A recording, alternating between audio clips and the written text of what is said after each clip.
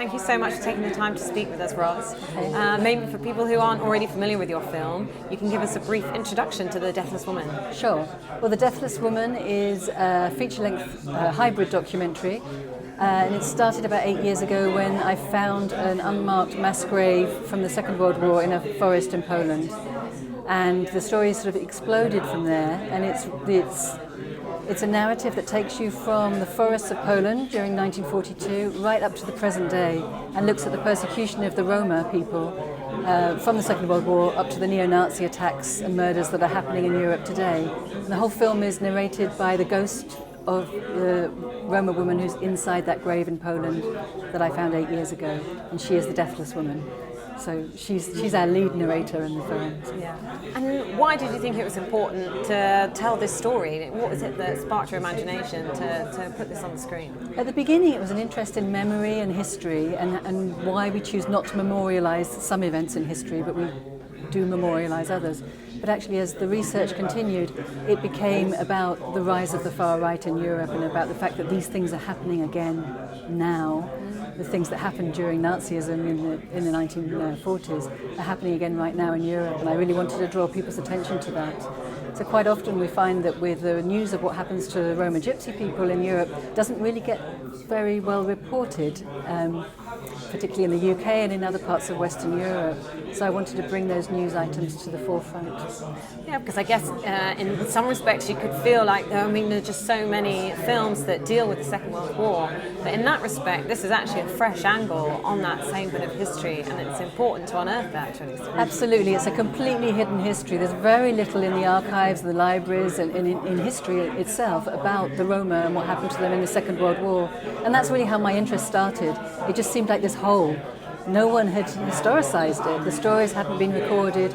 And so I started to go out into the field and find elderly people who'd been child witnesses when they were children. And I was, for a lot of the people, I was the first person that ever asked them to tell their story. And it kind of expanded from there. And it's quite an original sort of approach to filmmaking. Were there particular challenges in going about it in this way? And, where do you sort of draw your inspiration from in that respect? Well, in actual fact, I'm quite inspired by more surrealist approaches to film, and that's quite an unusual thing for a documentary director to say. So I tend to couple this work that I do with testimony with a much more elaborate and theatrical staging. So, for instance, some of the people that appear in my film, the witnesses, have told me their memories, and we've restaged those in the film studio as theatre. So these are kind of completely fantastical environments. So you might think maybe more influenced by, say, the films of David Lynch than a documentary director, but when you bring these two things together, hopefully it's made a very powerful film that's going to really capture people's imaginations. And it feels like there has been a lot of debate in recent years about trying to get more female representation both in front and behind the camera. Do you think that that's a battle we're still fighting? Have you seen that change? And what's your experience been yourself as a female director? I mean, personally, it's always been not a massive issue for me.